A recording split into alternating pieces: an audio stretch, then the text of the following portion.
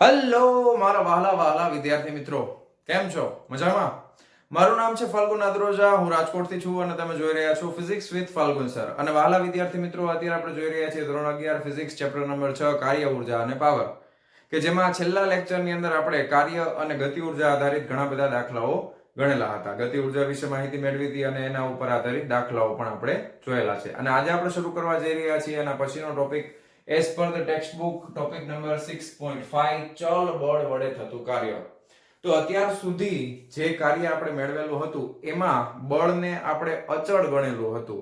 એટલે કે જ્યાં સુધી કાર્ય થાય છે, એટલે કે જ્યાં સુધી પદાર્થનું સ્થાનાંતર થાય છે અને એના ઉપર લાગતું જે બળ છે એ બળનું મૂલ્ય બદલાતું નથી.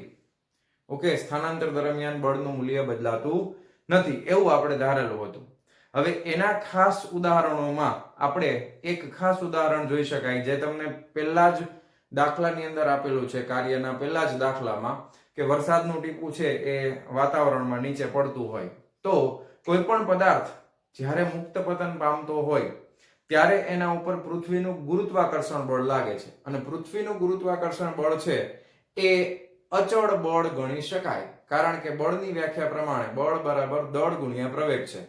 અને ગુરુત્વ પ્રવેગનું મૂલ્ય પૃથ્વી પરના દરેક સ્થાન માટે આપણે અચળ લીધેલું છે. એટલે કોઈ પણ પદાર્થ ઉપરથી નીચે પડતો હશે તો એના ઉપર લાગતું બળ છે એ બદલાતું નથી, કારણ કે બળ માટે દળ, પદાર્થનું દળ એ નથી બદલાતું અને એના ઉપર લાગતો ગુરુત્વ પ્રવેગ બદલાતો નથી. ત્યારે આપણે એ બળને અચળ ગણી શકાય. પરંતુ વ્યવહારમાં જે આપણે બળોનો યુઝ કરીએ છીએ એ મોટા ભાગના જે બળો છે એ બધા ચલ બળો છે. ચલ બળનો મતલબ શું થાય કે બળનું મૂલ્ય પણ સતત બદલાતું હોય છે. જ્યારે પદાર્થ સ્થાનાંતર થતો હોય ત્યારે બળનું મૂલ્ય પણ સ્થાનાંતરની સાથે સાથે બદલાતું હોય છે. આવા પ્રકારના બળોને ચલ બળ તરીકે ઓળખવામાં આવે છે. તો ચલ બળ થી હવે આપણે ચલ બળની માહિતી મેળવવી છે. તો ચલ બળ છે એનો પહેલા આપણે આલેખથી આપણે એને સમજવું પડશે કેવી રીતે થાય છે. જો ચલ બળ કેવી રીતે કામ કરે છે, તો કે આપણે બળ વિરુદ્ધ સ્થાનનો જો આલેખ બનાવીએ તો આલેખ આપણને કંઈક આ રીતે મળશે. ઓકે, ધારો કે આ છે બળ f of x અને અહીંયા આગળ આપણે સ્થાન લઈ લઈએ છીએ. ધારો કે આ x સ્થાનનો આલેખ છે, બળ વિરુદ્ધ સ્થાનનો આલેખ છે. અને આપણું જે બળ છે એ બળ હું અહીંયા બ્લુ કલરની રેખાથી દર્શાવું છું. ધારો કે આ રીતે બળ છે અને એની નીચે જે પદાર્થનું સૂક્ષ્મ સ્થાનાંતર થાય છે એ સ્થાનાંતર આપણે અલગ અલગ નાના નાના બ્લોક્સ વડે દર્શાવવાના છીએ. ધારો કે આ રીતે તમે સ્થાનાંતરને દર્શાવી શકો. ઓકે, આ નાના નાના જે તમને લંબચોરસ ખંડ દેખાય છે એ સ્થાનાંતર છે, સૂક્ષ્મ સ્થાનાંતર આપણે કરાવી છે એના. ખ્યાલ આવ્યો કે ના ખ્યાલ આવ્યો ભાઈ? આ બધા સૂક્ષ્મ સ્થાનાંતર, આવી આકૃતિ તમારી ટેક્સ્ટ બુકમાં છે એને હું તમને સમજાવું બધા સ્ટેપ બાય સ્ટેપ જોજો.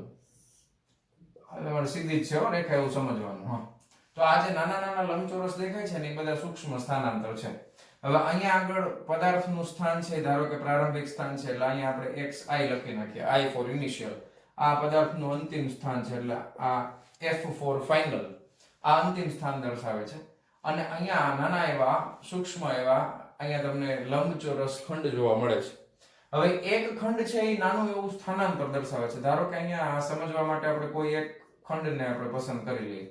ધારો કે આ ખંડ મેં બનાવ્યો, તો આ ખંડ શું દર્શાવે છે? તો કે આ જે અંતર છે એ સૂક્ષ્મ એવું સ્થાનાંતર છે ડેલ્ટા x જેટલું.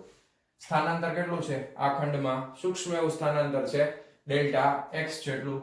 અને આ જગ્યાએ જો તમે બળને ગણતરીમાં લેશો તો આટલા નાના એવા ભાગ માટે લાગતું બળ છે એને તમે અચળ ગણી શકો. ખ્યાલ આવે તમને?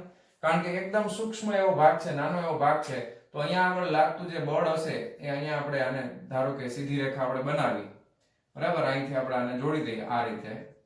તો આ જગ્યા ઉપર લાગતું બળ છે એ ધારો કે f of x છે. કેટલું બળ લાગે છે? f of x. અને સ્થાનાંતર કેટલું થાય છે? તો કે ડેલ્ટા x જેટલું. તો અહીંયા આગળ તમારે ક્ષેત્રફળ જોતું હોય તો આ કેસ માટે આના માટે ક્ષેત્રફળ કેટલું થાય? તો કે ડેલ્ટા a જેટલું નાનું એવું ક્ષેત્રફળ થાય. ઓકે, ક્ષેત્રફળ એટલે શું થાય? તો કે આ જે વક્ર છે એ નીચેનો, વક્રની નીચેનો વિસ્તાર આપો. તો અહીંયા આગળ ક્ષેત્રફળ આપણને કેવી રીતે મળશે? તો કે બળ ગુણ્યા સ્થાનાંતર. ઓકે, તમારે f of x બળ છે એ કેટલું ગણવાનું છે તો કે અહીંયા 0 થી લઈ અને આ આખે આખું બળ થઈ ગયું, આટલું બળ થઈ ગયું, અને અંતર કેટલું લેવાનું તો કે આટલું અંતર લેવાનું છે. ખ્યાલ આવ્યો તમને? એટલે આ જે લંબાઈ છે એનું માપ f of x છે અને પહોળાઈનું માપ છે ડેલ્ટા x. એટલે લંબચોરસનું ક્ષેત્રફળ લેવું પડે ને. ક્ષેત્રફળ એટલે શું થઈ ગયું તો કે આ આખે આખી તમે ઊંચાઈ જે છે, ધારો કે આ ઊંચાઈ, તો એ કેટલી છે તો કે f of x જેટલી, ગુણ્યા મારે શું કરવું પડે તો કે ગુણ્યા મારે એની જે આ પહોળાઈ છે એ લંબચોરસમાં લંબાઈ ગુણ્યા પહોળાઈ. પહોળાઈ કેટલી છે તો ડેલ્ટા x એટલી. તો જો બળ ગુણ્યા સ્થાનાંતર એટલે તો કાર્ય થાય. ઓકે, તો ક્ષેત્રફળ નાનું એવું છે તો આ કાર્ય પણ નાનું એવું હોય એટલે આને તમે ડેલ્ટા w વડે દર્શાવી શકો. ખ્યાલ આવ્યો? સમજાણું તમને? હવે મારે શું કરવું પડે કે અહીંયા આગળ જો બળનું મૂલ્ય સતત બદલાતું રહે છે ઉપરથી નીચે. અહીંયા બળ ઓછું છે, વધતું જાય છે, વધતું જાય. અહીંયા બળ મહત્તમ છે, પછી આ બાજુ જાય તો બળ ઘટતું જાય. બરાબર, અહીંયા સુધી ઘટે છે. હવે આખા સ્થાનાંતર દરમિયાન કેટલું કાર્ય થાય છે તો મારે શું કરવું પડે કે આવા જેટલા નાના ખંડો છે એ બધાયના મારે ક્ષેત્રફળ લેવા પડે અને એ બધાયના ક્ષેત્રફળનો શું કરવો પડે? સરવાળો કરવો પડે ને. ધારો કે આ મેં અત્યારે એક ખંડ આખો લીધો લંબચોરસ, એનું મેં ક્ષેત્રફળ ગોત્યું. એવી રીતે આનું ગોતું. હવે આ ખરેખર શું છે તમને ખબર છે? આ તમને મેં પહેલા શીખડાવી દીધું છે. લક્ષ વિકલન અને સંકલનમાં સમજાવ્યું હતું. એમાંથી આ સંકલનનો ભાગ દર્શાવે છે. શું દર્શાવે છે? સંકલનનો ભાગ. હવે આવા નાના સૂક્ષ્મ ખંડોનો તમારે શું કરવાનું છે? સરવાળો કરવાનો છે, તો આપણને કુલ કાર્ય મળે. આ મને શું મળ્યું? નાના એવા ખંડનું નાનું એવું કાર્ય. તો હવે જો મારે કુલ કાર્ય જોતું હોય, તો કુલ કાર્ય મને કઈ રીતે મળે તો કે કુલ કાર્ય લગભગ આટલું થાય. કઈ રીતે મળે તો કે સરવાળો કરવાનો છે એટલે સિગ્મા. ગણિતમાં સરવાળા માટેની સંજ્ઞા છે સિગ્મા. ક્યાંથી ક્યાં સુધી સરવાળો કરવાનો છે તો કે x of i થી લઈ અને x of f સુધી મારે સરવાળો કરવાનો છે. ઓકે, અંદર ગુણાકારમાં શું આવશે તો કે અંદર ગુણાકારમાં આવશે f of x અને એની સાથે ગુણાકારમાં ડેલ્ટા x. ખ્યાલ આવ્યો? તો આ રીતે મને કુલ કાર્ય મળશે. ખબર પડે છે? હવે અહીંયા આગળ મળતું જે કુલ કાર્ય છે એને મેં અહીંયા સરવાળાના સ્વરૂપમાં દર્શાવેલું છે. પણ જો એવું વિચારવામાં આવે કે અહીંયા આગળ જે સ્થાનાંતર છે એ અતિ સૂક્ષ્મ ગણવામાં આવે, બરાબર છે, સ્થાનાંતરને અતિ સૂક્ષ્મ ગણવામાં આવે, તો હવે તમે આ સ્થાનાંતરને એકદમ શૂન્યની નજીક લઈ જાઓ તો પછી તમે લક્ષને ધ્યાનમાં લઈ શકો. સ્થાનાંતરને એટલે કે x ને તમે ખૂબ જ સૂક્ષ્મ બનાવતા જાઓ, એટલે કે ડેલ્ટા x ને ખૂબ જ નાનું બનાવતા જાઓ, એટલે તમે આ સ્થાનાંતરને શૂન્યના લક્ષમાં લઈ શકો છો. એનો મતલબ એમ થાય કે હવે તમારે શું લેવાનું છે તો કે હવે તમારે w બરાબર કરીને આપણે લખશું કે લક્ષ લેવાનું છે ડેલ્ટા x ને 0 નું લક્ષ, એટલે limit delta x tends to 0. આવી રીતે બચાય. ખબર જ છે તમને, આગળ શીખી લીધું છે આપણે. Limit delta x tends to 0. પછી પાછળ જે હતું એ એમને અત્યારે લખી નાખીએ. સિગ્મા x of i થી લઈ અને x of ફાઇનલ સુધી f of x અને ડેલ્ટા x. હવે જ્યારે લક્ષ મૂકશું આપણે લક્ષના સ્વરૂપમાં, તો આ સિગ્મા છે એ કેમાં ફરી જશે તો કે સંકલનમાં ફરી જશે. તો એને તમે હવે સંકલનના સ્વરૂપમાં દર્શાવી શકો. ક્યાંથી ક્યાં સુધી સંકલન કરવાનું છે? x of i થી લઈ અને x of f સુધી. આ થઈ જશે f of x, ડેલ્ટા ની જગ્યાએ આવી જશે dx. થઈ ગયું? તો આ રીતે તમે જ્યારે કોઈ પદાર્થ ઉપર લાગતું બળ છે એનું મૂલ્ય સ્થાનાંતરની સાથે બદલાતું હોય તો ત્યારે થતા કાર્યને સંકલનના સ્વરૂપમાં રજૂ કરી શકો છો. ખ્યાલ આવી ગયો? સંકલન તમને આવડે છે, અને જો ના ખબર હોય તો તમને ટેક્સ્ટ બુક ની અંદર આપેલું છે. ઓકે, સંકલન વિશે માહિતી પરિશિષ્ટ જે કહેવાય ને એમાં 3.2 નંબરનું પરિશિષ્ટ છે, એમાં તમને સંકલન વિશે માહિતી આપેલી છે. ન ખબર પડે તો આપણો વિડીયો પણ છે ઓલરેડી ચેનલ ઉપર અવેલેબલ છે, લક્ષ વિકલન અને સંકલન વિશેનો. તો એમાં તમે જોઈ શકો છો લક્ષ કઈ રીતે લેવાય, સંકલન કઈ રીતે થાય. નાના ટુકડાઓ ને ભેગું કરવાનું કામ છે એ કોનું છે તો કે સંકલનનું. હવે જ્યારે સંકલન થઈ જશે તો તમે આ ગ્રાફને બીજી રીતે દર્શાવી શકો છો. હવે જગ્યા નીચે થોડી ઓછી છે પણ ગ્રાફ હું તમને સમજાવી દઉં ફટાફટ. આ રીતે ગ્રાફમાં હવે કઈ નહીં થાય. શું ફેર પડશે એ ખાલી તમે જોઈ લો એટલે ખ્યાલ આવી જાય. જો ધારો કે આ f છે, f of x, ઓકે, આ વિરુદ્ધ સ્થાનનો આલેખ છે x નો. તો હવે ગ્રાફમાં તમારે ખાલી ચેન્જ શું કરવાનો છે તો કે આ જે હતો આ આલેખ આ રીતનો, તો એની બદલે હવે તમારે ખાલી અહીંયા સીધે સીધી રેખા દોરવાની આખી, અને આ આખે આખો ભાગ છે એ બ્લેક કરેલો છે વચ્ચેનો. તો આ ક્ષેત્રફળનો ભાગ છે આ તમને કયા સ્વરૂપમાં દર્શાવે છે તો કે આ સંકલનના સ્વરૂપમાં તમને બતાવે છે. ખ્યાલ આવી ગયો? બે આકૃતિ દોરેલી છે ટેક્સ્ટ બુકમાં, પહેલી, પછી એને સંકલનના સ્વરૂપમાં દર્શાવે તો આ રીતે દર્શાવાય. આ કયો પોઈન્ટ છે તો કે આ xi અને આ xf. ઓકે, ક્લિયર છે? તો આ હતું ચલ બળ વડે થતું કાર્ય. ચલ બળ વડે થતું કાર્ય w બરાબર સંકલનમાં xi થી લઈ અને xf f of x dx. બસ આ સૂત્ર યાદ રાખો, દાખલા થઈ જશે ફટાફટ. સંકલનના આપણે ઓલરેડી વિડિયો જોઈ લેજો, સંકલનના સૂત્રો તમને આવડતા જશે, અને નો આવડે તો આપણે દાખલામાં જેમ આવતો જશે એમ તમને કરાવતો જાવ છું. બરાબર, તો ફટાફટ આ વસ્તુ નોટ ડાઉન કરી લ્યો, અને હવે આપણે આના ઉપર આધારિત દાખલાઓ જોઈએ છીએ. ચાલો જવા દઉં છું. ચાલો, તો સંકલનમાં મેં કીધું પરિશિષ્ટ 3.2 નહીં, સોરી 3.1 નંબરનું ટેક્સ્ટ બુકમાં પેજ નંબર 62 ઉપર આપેલું છે સંકલન કલનશાસ્ત્ર કરીને. જો તમારે રીડ કરવું હોય તો એકવાર કરી લેજો પાછું, એટલે તમારું પાછું સંકલન છે રિવાઇઝ થઈ જાય. અધરવાઇઝ મારો વિડિયો છે એ જોવો હોય તો છૂટ છે, કાંઈ વાંધો નહીં. હવે આપણે જોવાના છે ઉદાહરણ નંબર 6.5. શું કહે છે? રેલવે પ્લેટફોર્મની ખરબચડી સપાટી પર એક બહેન પતરાની પેટી ઘસડે છે. તેણી 10 મીટર અંતર સુધી 100 ન્યૂટન બળ લગાડે છે, અને ત્યારબાદ થાકની માત્રા વધતા તેમણે લગાડેલ બળ રેખીય રીતે ઘટીને 50 ન્યૂટન થાય છે. હવે રેખીય રીતે ઘટે છે આમ. પતરાની પેટીએ કાપેલ કુલ અંતર 20 મીટર છે. બહેને લગાડેલ બળ અને 50 ન્યૂટન જેટલા ઘર્ષણ બળ એ આપી દીધું છે. ઘર્ષણ બળ વિરુદ્ધ સ્થાનાંતર દર્શાવતો આલેખ દોરો. બંને બળો વડે 20 મીટર અંતર સુધીમાં થયેલ કાર્ય ગણો. એટલે બહેન દ્વારા કેટલું કાર્ય થાય છે, બહેન દ્વારા લગાડેલું બળ છે એના દ્વારા કેટલું કાર્ય થાય છે, અને ઘર્ષણ બળ દ્વારા કેટલું કાર્ય થાય છે એ આપણે ગણવાનું છે. આલેખ બનાવવાનો છે બળ વિરુદ્ધ સ્થાનાંતરનો, અથવા બળ વિરુદ્ધ અંતર તમે કહી શકો, કોઈ વાંધો નહીં, જે કેવું હોય કહેવાય. ચાલો બનાવીએ આલેખ. સૌથી પહેલા આ જે છે ઊભી અક્ષ તમે કહો, ઓકે, અથવા શિરોલંબ અક્ષ કહો, જે કહેવાય, આના ઉપર બળ આવશે, અને આડી અક્ષ ઉપર ધારો કે આપણે અહીંયા સ્થાનાંતર દર્શાવશું. ખ્યાલ આવી ગયો? હવે આપણે કેટલા બળના મૂલ્ય છે તો કે 0 થી શરૂ કરી અને 100 ન્યૂટન સુધીનું બળ છે, અને ઘટતા 50 થાય છે. ધારો કે આપણે સમજવા ખાતર અહીંયા આપણે 100 રાખી દઈએ. ઓકે, આ 100 ન્યૂટન છે, તો અહીંયા વચમાં ક્યાંક 50 હશે. ઓકે, આ ન્યૂટનમાં આ બળ છે F. ઓકે, બળ વિરુદ્ધ સ્થાન, એટલે ધારો કે આ જે છે એ અંતર છે, એટલે x. બળ વિરુદ્ધ અંતરનો આલેખ છે, બળ વિરુદ્ધ અંતરનો આલેખ છે. ઓકે, શરૂઆતમાં 10 મીટર સુધી બેન છે ને 100 ન્યૂટન બળથી ઢસડે છે. હવે ધારો કે આપણે મેક્સિમમ 20 મીટર સુધી જઈએ છીએ, તો ધારો કે અહીંયા આપણે 10 મીટર લઈ લઈએ અને અહીંયા આપણે 20 મીટર લઈ લઈએ છીએ. ખ્યાલ આવ્યો? હવે ધ્યાન રાખજો આલેખ કઈ રીતે બનાવવાનો છે. આપણે શરૂઆતમાં આ બેન છે 100 ન્યૂટનનું બળ કન્ટિન્યુઅસલી એક ધારું બળ લગાડે છે 10 મીટર સુધી. તો હવે જો 10 મીટર સુધી કાંઈ બળ બદલાતું નથી, એટલે એમાં ન બદલે એટલે કેવી રેખા આવે?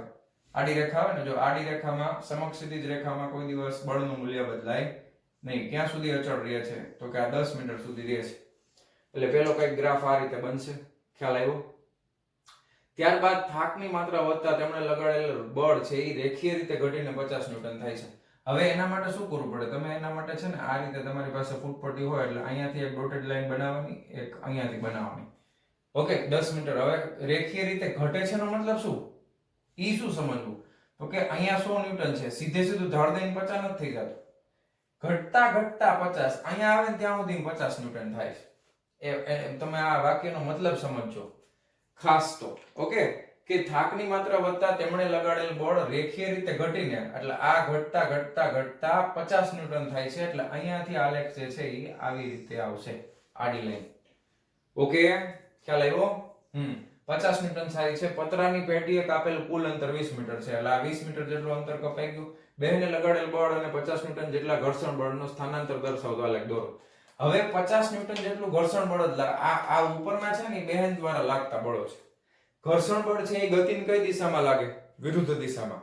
તો બળનું, ઘર્ષણ બળનું મૂલ્ય છે એ ધન આવે કે ઋણ? તો કે ઋણ આવવું જોઈએ. તો અહીંયા આગળ તમે યામાક્ષ પદ્ધતિ નક્કી કરો તો આ x અક્ષ છે, આ y અક્ષ છે, તો અહીંયા શૂન્ય આવે. ઓકે, અહીંયા શૂન્ય આવશે. ધારો કે આ y અક્ષ લઈ લો, આ x અક્ષ લઈ લો, તો નીચે શૂન્યની નીચે ઋણ આવે ને, ખ્યાલ આવે તમને? તો -50 ન્યૂટન ક્યાં આવશે? ધારો કે અહીંયાથી ઉપર જેટલું અંતર છે એટલા જ અંતરે નીચે અહીંયા આવશે -50 ન્યૂટન. અને અહીંયા નીચેનું આ જે બળ છે એ ઘર્ષણ બળ છે, ફ્રિક્શન ફોર્સ, એટલે સ્મોલ f વડે દર્શાવું છું. આ ઘર્ષણ બળ છે, ઋણ છે. શું કામ?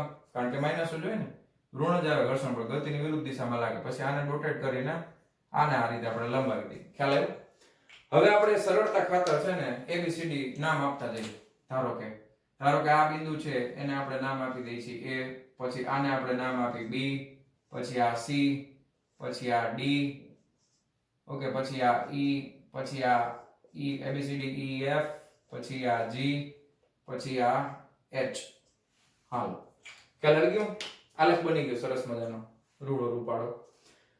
હવે આપણે ગોતવાનું છે બંને બળો માટે 20 મીટર સુધી થયેલ કાર્ય.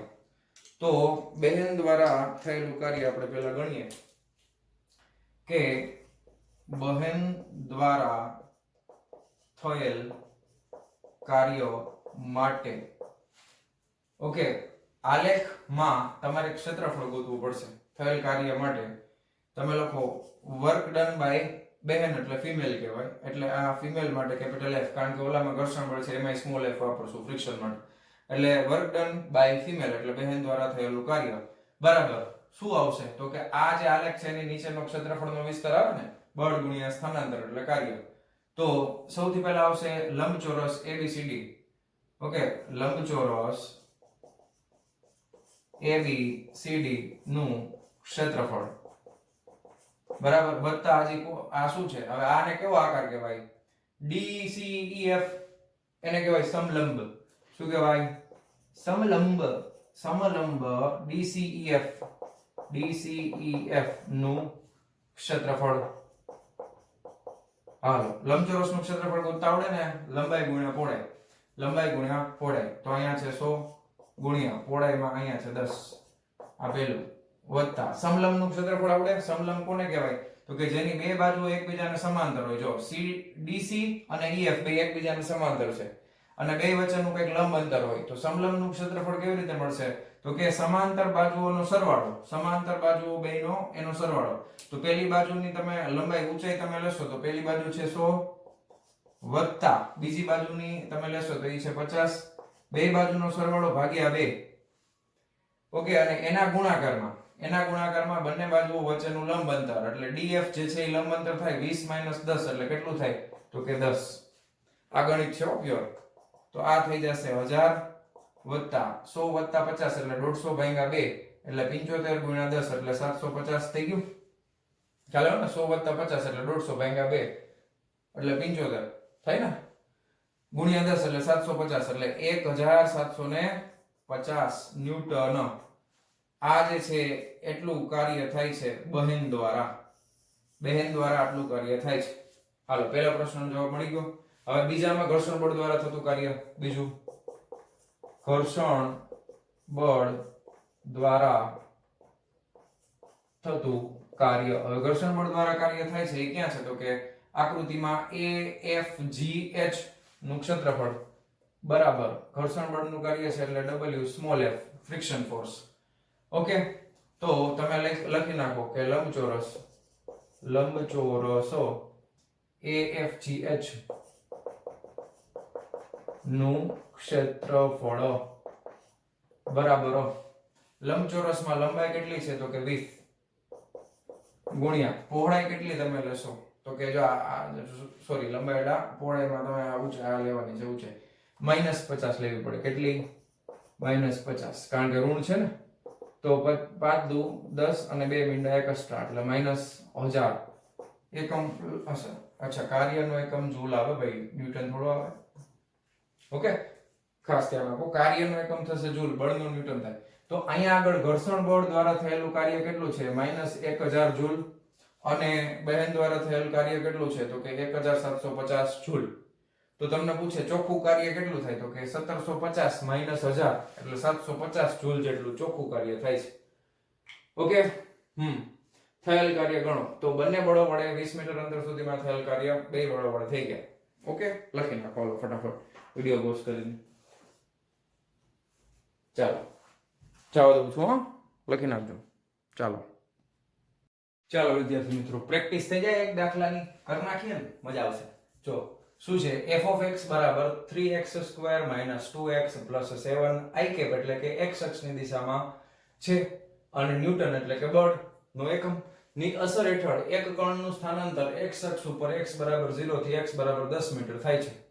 તો કાર્યની ગણતરી કરો. તમને કૌંસમાં સૂત્ર આપ્યું છે, પણ તમે મારા વિદ્યાર્થી હો એટલે આ સૂત્ર ન આપ્યું હોય તો આવડે કે નહીં? સંકલનના સૂત્ર બધાય કરાવેલા છે આપણે. ઓકે, x⁻n dx એટલે કેટલા થાય? ઘાતાંક વધે ને ટોટલી ઘાત ક્યાં આવે? તો છેદમાં આવે. વાર્તા પૂરી થઈ ગઈ, બરાબર? તો હવે કાર્ય ગણવાનું છે, સાવ સિમ્પલ પ્રેક્ટિસ માટેનો દાખલો છે. સંકલન આપણે કરવાનું થશે. કોનું? તો કે કાર્ય માટે f of x * dx થાય. ખ્યાલ આવ્યો? તો અહીંયા સંકલન કરવાનું છે 3x² - 2x + 7. ઓકે, કોના પ્રત્યે? તો કે dx પ્રત્યે. ઓકે, ચાલો હવે લિમિટ આપણે મૂકવાની થાય ને, તો કે 0 થી 10. જો ઈ ભૂલાઈ ગયા. અહીંયાથી અહીંયા લિમિટ અહીંયાથી કેટલી છે? તો કે x બરાબર 0 થી x બરાબર 10 મીટર થાય. તો કાર્યની ગણતરી કરો. હવે બસ ખાલી આમાં તમારે ખાલી આ કઈ ભૌતિક વિજ્ઞાન ન કહેવાય, આ ગણિત કહેવાય. ઓકે, પ્યોર ગણિત કહેવાય. કારણ કે હવે આમાં સંકલન જ કરવાનું છે. 3 અચળ સંખ્યા બહાર નીકળી જાય, x ના વર્ગનું સંકલન, x⁻n નું ઘાત એક વધે ટોટલી ઘાત છેદમાં, એટલે 2 ને 1 3 ટોટલી છેદમાં એટલે છેદમાં 3 માઈનસ ના માઈનસ 2 અચળ. ઓકે, x ની એક ઘાત હોય, ઘાત એક વધે 1 ને 1 2 ટોટલી ઘાત છેદમાં બગડો છેદમાં વત્તા 7. ઓકે, કાઈ ન હોય, ખાલી એક કોઈ અચળ એક નું ખાલી x પ્રત્યે સંકલન શું થાય? તો કે x થાય. ઓકે, વિકલનમાં 0 આવે, યાદ રાખજો. સંકલન હોય તો ગુણાકારમાં x આવી જશે. લિમિટ મૂકી દેવાની અહીંયા 0 થી લઈને 10. ખ્યાલ આવ્યો? હવે આ નીચે ઉપર ઉડી ગયા એટલે x નો ઘન - x² + 7x. x ની જગ્યાએ મારે શું મૂકવાનું? પહેલા 10 પછી 0 એટલે 10 નો ઘન - 10 નો વર્ગ વત્તા 7 ગુણ્યા 10. ઓકે, માઈનસ કરીને આપણે 0 મૂકશું એટલે આ પદે 0, આ પદે 0, આ પદે 0, બધું 0 એટલે પાછળ માઈનસ કરીને 0 મૂકતા નથી આપણે. 10 નો ઘન એટલે કેટલા થાય? તો કે 1000 માઈનસ આ 100 વત્તા 7 દાણ 70 એટલે -100 વત્તા 70 એટલે -30 થઈ જાય. -30 એટલે 970. અચ્છા, હવે કઈ કૌંસ કરવાની જરૂર નથી. કાર્ય છે એકમ ન્યૂટન કા જૂલ થાય. હવે એકવાર હું ભૂલ કરું એટલે તમારે પછી આવું કરવાનું. તો કાર્યનો એકમ શું થાય? જૂલ. 970 જૂલ. સાવ સિમ્પલ એકદમ પ્રેક્ટિસ માટેનો આ દાખલો છે. કરી નાખો, હાલો ફટાફટ લખી નાખો. ચાલો જવા દઉં છું. ચાલો લખી નાખજો, વિડીયો પોઝ કરીને. ચાલો જવા દઉં છું. ચાલો વિદ્યાર્થી મિત્રો, હવે આપણે જોવાના છીએ ટોપિક નંબર 6.6 ચલ બળ માટે કાર્ય ઊર્જા પ્રમેય. આપણે અચળ બળ માટે કાર્ય ઊર્જા પ્રમેય ઓલરેડી જોઈ લીધો છે. હવે એમાં આપણને ગતિ ઊર્જાનું સૂત્ર પણ ખબર છે, 1/2 mv². હવે અહીંયા આગળ સૂત્રની અંદર દળ તો અચળ છે, વેગ છે, તો વેગ છે એ સમયની સાથે બદલાઈ શકે છે. તો કાર્ય ઊર્જા પ્રમેય પ્રમાણે જો આપણે ચલ બળમાં આગળ વધવું હોય તો આપણે શું કરશું? તો કે આપણે છે ને ગતિ ઊર્જાનું જો સમયની સાપેક્ષે વિકલન કરીએ તો આપણને કંઈક આગળ જવાબ મળશે. જો સૌથી પહેલા આપણે ગતિ ઊર્જાનું સમયની સાપેક્ષે વિકલન કરીએ છીએ, ધ્યાન આપજો. તો ગતિ ઊર્જા એટલે કે એનું સમયની સાપેક્ષે વિકલન એટલે dk/dt. ઓકે, હવે અહીંયા ધ્યાન આપજો, વિકલન કઈ રીતે થશે? તો કે d ના છેદમાં dt. ઓકે, આ k ની જગ્યાએ કિંમત મૂકી દે. k એટલે શું છે? 1/2 mv² છે. ખ્યાલ આવી ગયો? હવે અહીંયા 1/2 m, આ બે તો અચળ છે, દળ કોઈ દિવસ બદલાય નહીં. હવે v² નું વિકલન કરવાનું છે, ધ્યાન આપજો, આ ખાસ સમજજો. વિકલન મેં તમને સમજાવેલું છે. હવે અહીંયા તમે જે ભૌતિક રાશિનું વિકલન કરવા માંગો છો એ વેગ છે. તો વેગનો મતલબ થાય છે અંતરના છેદમાં સમય. એટલે વેગ ખરેખર અંતરના છેદમાં સમય છે. તમારે વિકલન સમયની સાપેક્ષે કરવું છે. ખ્યાલ આવ્યો? તો તમે અત્યારે એવું ધારી લ્યો કે ધારો કે આ t² છે, તમારે અહીંયા શું v ની જગ્યાએ શું ધારી લેવાનું? સમય ધારી લેવાનું. તો v ની જગ્યાએ તમે t ધારીને વિકલન કરો તો શું થાય? તો કે ઘાત આગળ આવશે અને એક ઘાત ઓછી થાય. બરાબર? આ તમને જો આ વિકલનમાં મેં બધું વિકલનના લેક્ચરમાં સમજાવેલું છે, ફરીથી પાછું સમજાવું છું, ધ્યાનથી સમજજો. અત્યારે બની શકે કે તમે પાછા ભૂલી ગયા હોય, એવું થાય ને. જો વેગનું તમારે સમયની સાપેક્ષે વિકલન કરવાનું છે, તમારે વેગની બદલે સમય ધારીને હાલવાનું અત્યારે. તો સમયનું જ વિકલન થાય છે એવું સમજીએ તો શું થાય? તો કે ઘાત આગળ આવે એટલે બગડો આગળ આવે, એક ઘાત ઓછી થાય એટલે v ની 2 માંથી 1 જાય એટલે એક ઘાત વધે. બરાબર? પણ આ તો વેગ છે, તમારે તો સંકલન વિકલન સમયનું કરવાનું હતું, તમે તો વેગનું કરી નાખ્યું. તો શું કરવું પડે? ગુણાકારમાં dv ના છેદમાં dt. બસ અહીંયા ભૂલ નથી કરવાની. તમારે પેલા વેગને સમય માનીને વિકલન કરી નાખવાનું, પછી ખ્યાલ આવે ઓહોહો આપણે તો વેગનું કરી નાખ્યું વિકલન. તો શું કરવું પડે? તો કે dv by dt. બરાબર, શું કરવું પડે? dv ના છેદમાં dt. બગડો બગડો કેન્સલ ઉપર નીચે. હવે તમે જો dv by dt એટલે શું થાય? તો કે પ્રવેગ થાય ને. વેગનું સમયની સાપેક્ષે વિકલન dv by dt એટલે શું થાય? પ્રવેગ થાય. પ્રવેગ એટલે a. તો m a અને v. તો f બરાબર માં ન્યૂટનના ગતિના બીજા નિયમ પ્રમાણે f બરાબર શું થાય? તો કે માં થાય. તો આ f લખી શકાય. આ વેગ છે, ધ્યાન આપજો ભાઈ. વેગ એટલે શું થાય? તો કે વેગ એટલે ખરેખર તો અંતરનું સમયની સાપેક્ષે વિકલન છે. એટલે વેગની જગ્યાએ હું આમ લખી શકું dx by dt. લખાય કે નહીં?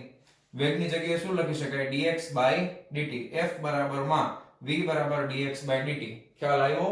ઓકે, તો આ છે dk ના છેદમાં dt.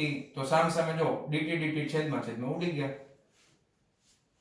ખબર પડી ગઈ? તો આ તમને મળ્યું dk બરાબર f dx. આવું કંઈક આપણને પરિણામ મળે છે. હવે તમે જો આ બળ છે અને આ સૂક્ષ્મ એવું સ્થાનાંતર છે અને આ સૂક્ષ્મ એવી ગતિ ઉર્જામાં થતો ફેરફાર છે. d એટલે એનો મતલબ એમ થાય ગતિ ઉર્જામાં થતો ફેરફાર, સામે સ્થાનમાં થતો ફેરફાર. ખ્યાલ આવ્યો? હવે તમે શું કરો? તો કે હવે છે ને આપણે હમણાં જોયું કે સંકલન કરવું. હવે સ્થાનમાં કેટલો ફેરફાર થાય છે? તો કે સ્થાનમાં ધારો કે xi થી લઈ અને xf સુધીનો ફેરફાર થાય, તો ગતિ ઉર્જામાં કેટલો ફેરફાર થાય? તો કે ki થી લઈને kf સુધીનો ફેરફાર થાય. તો હવે આપણે બંને બાજુ સંકલન લેતા, બે બાજુ સંકલન લઈ લો. હાલો, આ બાજુ ને આ બાજુ, બે બાજુ અહીંયા સંકલન કરીએ તો લિમિટ શું મૂકશું? તો કે પ્રારંભિક ગતિ ઉર્જા થી માંડી અને અંતિમ ગતિ ઉર્જા એટલે ki થી લઈને kf.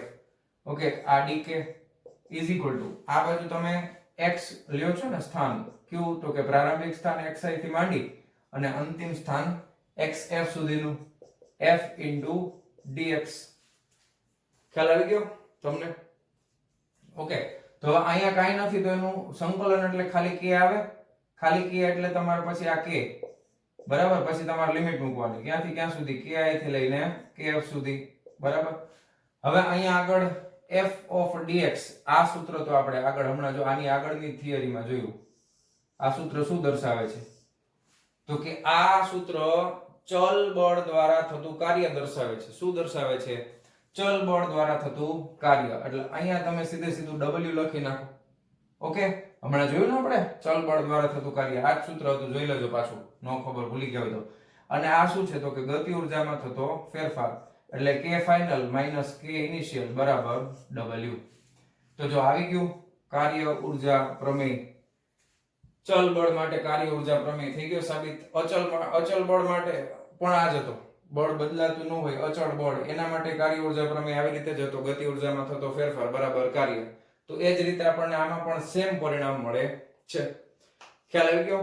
થિયરી તમને સમજાય કે શું કરવાનું છે? પહેલા ગતિ ઉર્જાનું તમારે વિકલન કરવાનું, સમયની સાપેક્ષે જે પરિણામ આવે એનું પાછું તમારે બે બાજુ સંકલન કરવાનું, પ્રારંભિક અને અંતિમ ગતિ ઉર્જા, પ્રારંભિક અને અંતિમ સ્થાન. એટલે આ થઈ જશે કાર્ય. અહીંયા આવશે k, ki થી kf.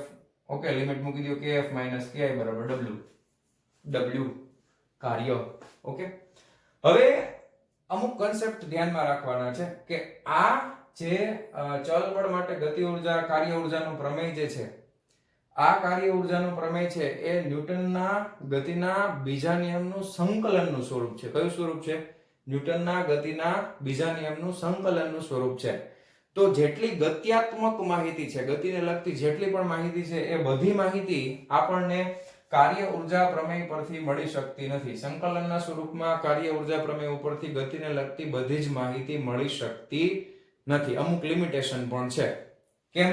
કારણ કે ન્યૂટનનો ગતિનો બીજો નિયમ ખરેખર બળ અને પ્રવેગ વચ્ચેનો સંબંધ છે. કોના વચ્ચેનો સંબંધ છે? બળ અને પ્રવેગ વચ્ચેનો. અને આ સૂત્ર આપણે જે સાબિત કર્યું છે આખે આખું, એ એક પરિમાણમાં ગતિ માટે કર્યું છે. કેના માટે કર્યું છે? સુરેખ ગતિ માટે આ સમીકરણ આપણે સાબિત કર્યું છે. સુરેખ ગતિ માટે. ખ્યાલ છે? તો વેગની દિશા નથી બદલાતી, સુરેખ પથ ઉપર જ છે એવું ધારીને આપણે આખે આખું સૂત્ર સાબિત કર્યું છે. ખ્યાલ આવ્યો તમને? એટલે આના અમુક લિમિટેશન છે. ન્યૂટનના ગતિના બીજા નિયમને અહીંયા સંકલનના સ્વરૂપમાં તમે રજૂ કરશો તો તમે સમયના દરેક ક્ષણ માટે તમે સંકલન કરો છો ને, તો એ બધા સમયના જે કંઈ પણ ગતિ હશે બધાનું સંકલન થશે, તો પરફેક્ટ માહિતી આમાં નહીં મળે.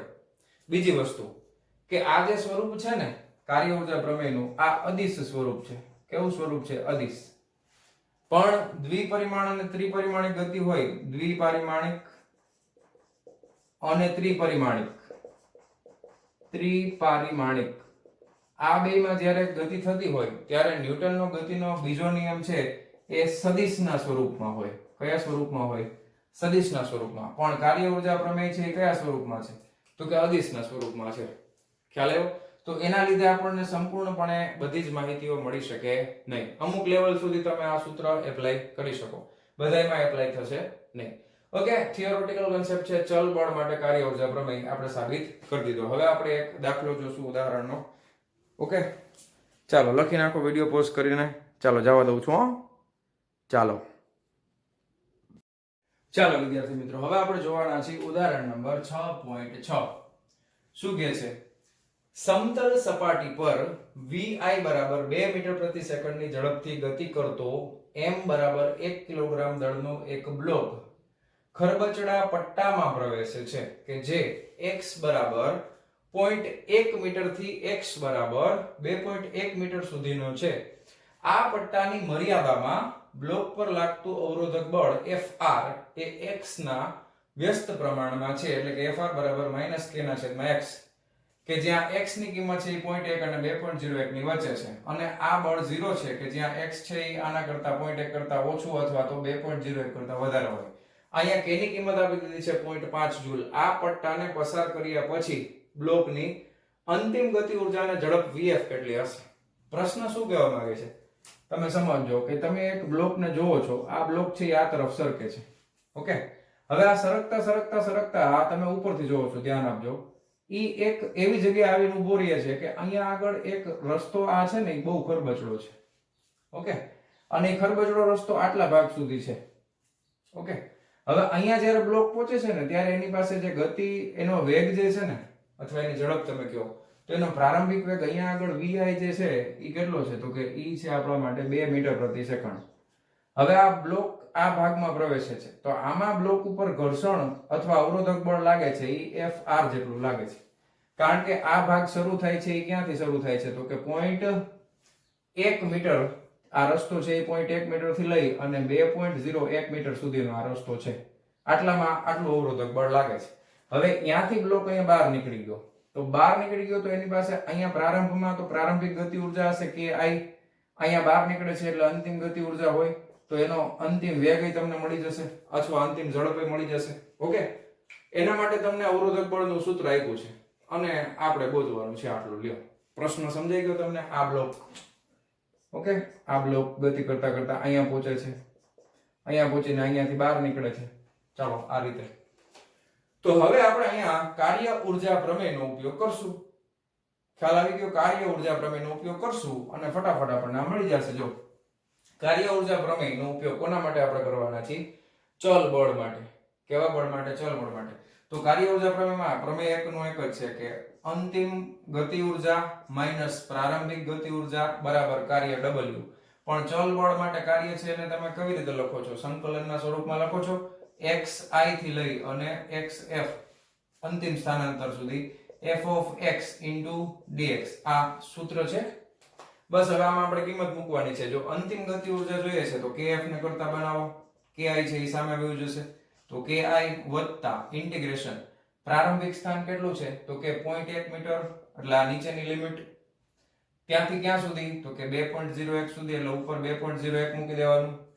બળ f of x એટલે કેટલું છે? તો કે અવરોધક બળ છે કેટલું? તો કે -k ના છેદમાં x. ઓકે, ઇન્ટુ શું આવે? તો કે dx. બરોબર, સમજાણું? હવે પ્રારંભિક ગતિ ઊર્જા એટલે તમે શું લખશો? તો કે 1/2 m vi નો વર્ગ. આ મળી જાય vi નો વર્ગ, તો આ પ્રારંભિક ઊર્જા મળી જાય પ્લસ.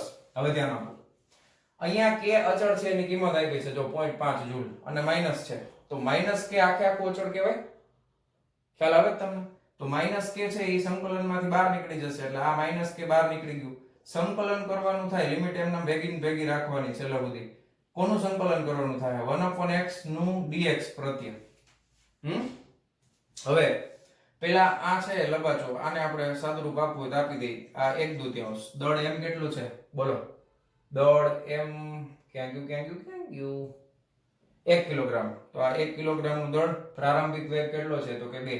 તો 2 નો વર્ગ 4, 2 દુ 4. તો આ 2 આવશે અહીંયા, બરાબર. આ પ્લસ માઇનસ અત્યારે પ્લસ જ રાખો, આ માઇનસ કે. ધ્યાન આપો, સંકલનમાં 1/x નું x પ્રત્યય સંકલન, એનો જવાબ આવે ln x. સંકલન યાદ કરો, આનો જવાબ આવશે ln x. આ નેચરલ લોગેરિધમ છે. ln નો મતલબ થાય નેચરલ લોગેરિધમ, ln x.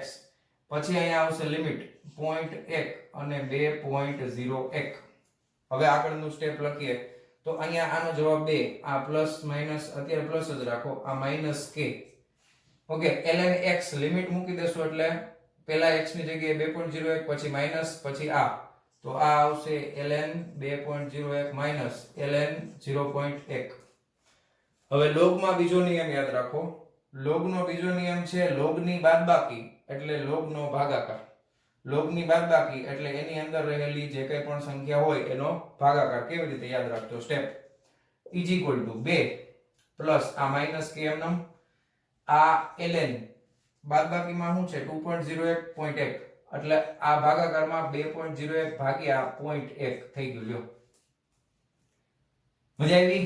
ખબર પડી કે નહીં? આ બધા નિયમો યાદ રાખવાના છે. 1/x નું સંકલન ln x થાય, 12માં બહુ આવશે, બરાબર. પછી લિમિટ મૂકો પહેલાની, માઇનસ કરો બીજાની. લોગની બાદબાકી એટલે લોગમાં અંદરની સંખ્યાનો ભાગાકાર એટલે 2.01 ભાગ્યા 0.1.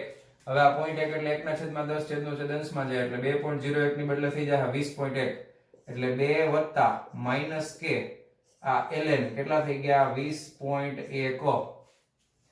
હવે આનો જવાબ મેળવવાનો થાય ભાઈ. k ની કિંમત આપણને ખબર છે કેટલી છે 0.5. ઈ આપણે લખી નાખશું. આનો જવાબ કેમ મેળવવો હવે થોડુંક યાદ રાખજો, હું તમને સમજાવું છું. હજી હું એક વિડિયો લેક્ચર બનાવવાનો છું કે જેની અંદર તમને લોગ ટેબલમાં લોગ કેવી રીતે જોવા, એન્ટી લોગ કેવી રીતે જોવા લોગ ટેબલમાં, પ્લસ સાદા કેલ્ક્યુલેટર થી કેવી રીતે લોગ મેળવી શકાય, સાદા કેલ્ક્યુલેટર થી કેવી રીતે એન્ટી લોગ મેળવી શકાય એની ટ્રીક છે. એ પણ હું તમને શીખડાવીશ. કેવી રીતે ઘાત મેળવી શકાય, ગમે એટલી ઘાત હોય 5/3 x ના ગમે એ સંખ્યાની 5/3 ઘાત હોય તો કેવી રીતે જવાબ મેળવવો એ બધું હું તમને વિડીયોમાં શીખવવાનો છું. એ વિડીયોની લિંક છે એ હું આ વિડીયોના ડિસ્ક્રિપ્શનમાં મૂકવાનો છું, યાદ રાખજો. વિડીયો હજી બન્યો નથી પણ બની શકે કે તમે આ વિડીયો જોતા હોય એની પહેલા એ વિડીયો આવી પણ ગયો હોય. ઓકે, તો પહેલા એ વિડીયો જોઈ લેજો. આમાં હું તમને સમજાવું છું, ધ્યાન રાખો. ln એટલે ln એ નેચરલ લોગ છે જેનો આધાર છે ને એ એક અચળ સંખ્યા સ્મોલ e છે. અત્યારે એટલું યાદ રાખો. હવે તમારે લોગ બુક જે આપેલી હોય ને એમાં નેચરલ લોગ નો આપે, એમાં શું આપે log 10 બેઝ આપે. તો મારે ધારો કે ln x છે એને મારે નેચરલ લોગમાં ફેરવવું હોય તો શું કરવું પડે? આ યાદ રાખજો, 2.303 ગુણ્યા log x, આનો આધાર 10 હોય, આનો આધાર e હોય, આવી રીતે ફેરવવું પડશે. ધ્યાન આપજો. તો હવે આપણે અહીંયા હું લખું છું 2 પ્લસ આ માઇનસ કેટલા છે તો કે -0.5 એના ગુણાકારમાં 2.303 ગુણાકારમાં. હવે આ કેવી રીતે જોવું? ઓલા વિડીયોમાં તો હું શીખવાડીશ, અત્યારે ફટાફટ તમને સમજાવી દઉં. અહીંયા સંખ્યા કેટલી છે તો કે ઓમ 3 છે, પણ પોઈન્ટ પહેલા સંખ્યા કેટલી છે તો કે 2.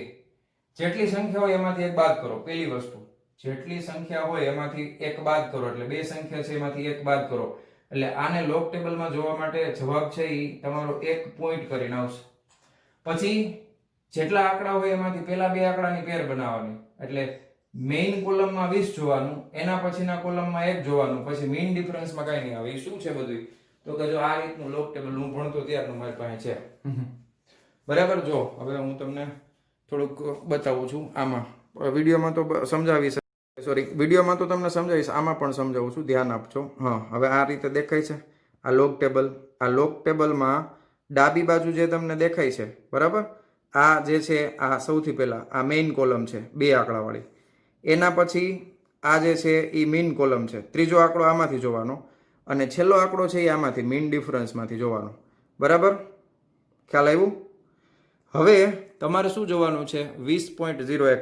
તો સૌથી પહેલા આમાં 20 જોવાનું તમારે. જો 20, બરાબર.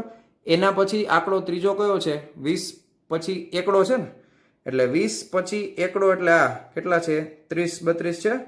પછી કાંઈ આંકડો નથી એટલે આ કોલમમાં કાંઈ જોવાનું થશે નહીં, બરાબર. અથવા આ કોલમમાં કાંઈ આંકડો આપેલો હોય ને તો એ તમારે આની અંદર ઉમેરવાનો થશે. ખ્યાલ આવ્યો? ચાલો હવે પાછું બોર્ડ ઉપર જઈએ છીએ આપણે. હાલો, આવી ગયા બોર્ડ ઉપર.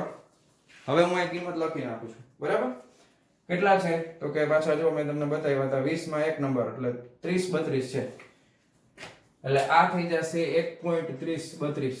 આ રીતે લોક જોવાય. વિડીયો અલગથી પણ બનશે એટલે આ થઈ જશે 1.3032. હવે આનો ગુણાકાર કરીને જોઈએ જવાબ શું આવે છે ફટાફટ. ચાલો, તો કે 0.5 ગુણ્યા 2.303 ગુણ્યા 1.3032 બરાબર 1.5 આવે છે, બરાબર. પણ આ માઇનસ ગુણાકારમાં છે એટલે 2 માઇનસ 1.5 એટલે કેટલો જવાબ આવશે? 0.5 જૂલ. શું જવાબ આવ્યો? 0.5 જૂલ. આ શું મળ્યું? અંતિમ ગતિ ઉર્જા મળી. ખ્યાલ આવ્યો? હજી આપણે ગણવાનું બાકી છે, તો હવે જગ્યા ઓછી છે એટલે આ વસ્તુ જે મેં ડ્રો કરીને સમજાવી છે ને એટલું તમે તમારી બુકમાં ટપકાવી દો. આટલી વસ્તુ હજી આગળનો જવાબ મેળવવાનો છે. ઓકે, ચાલો અહીંયા જેટલું બને એટલું અહીંયા ટ્રાય કરું પછી. હા, તો પહેલા આપણને તો શું કીધું છે? બ્લોકની અંતિમ ગતિ ઉર્જા. પહેલાનો જવાબ મળી ગયો. આ અંતિમ ગતિ ઉર્જા ઝડપ માટે શું કરવું પડે? આના બરાબર કેટલા થાય? 1/2 m v ફાઇનલ નો વર્ગ. તો v ફાઇનલ નો વર્ગ છે એ કેટલો થઈ જશે? 2 ગુણાકારમાં એટલે 2 ગુણ્યા 0.5 દળ છેદમાં, અને ખાલી vf કરવું હોય તો અહીંયા થઈ જશે, વાંધો નહીં, રબ કરવાની જરૂર નથી વર્ગમૂળમાં. તો v ફાઇનલ બરાબર વર્ગમૂળની અંદર 2 ગુણ્યા 0.5 ના છેદમાં દળ m એટલે તો 1 કિલોગ્રામ છે એટલે 5 દુ 10 એટલે વર્ગમૂળમાં 1 આવે છે ભાઈ. તો આ 1 જ આવે ને મીટર પ્રતિ સેકન્ડ. લ્યો, ખબર પડી ને? 5 દુ 10 છેદમાં 10 એટલે 10 ના છેદમાં 10 એટલે 1 ના છેદમાં 1 એટલે 1 નું વર્ગમૂળ 1. તો ફાઇનલ વેગ કેટલો આવશે?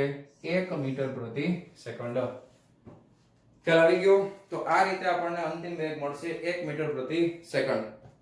ઓકે, તો મારા વહાલા વિદ્યાર્થી મિત્રો વિડિયો પોઝ કરીને લખી નાખો. ચાલો, લખાઈ ગયું? જવા દઉં. તો આજનો આ લેક્ચર આપણે અહીંયા પૂરો કરીએ છીએ. મળીએ છીએ નેક્સ્ટ વિડિયો લેક્ચરમાં આના પછીના ટોપિકની સાથે. ત્યાં સુધી આવજો.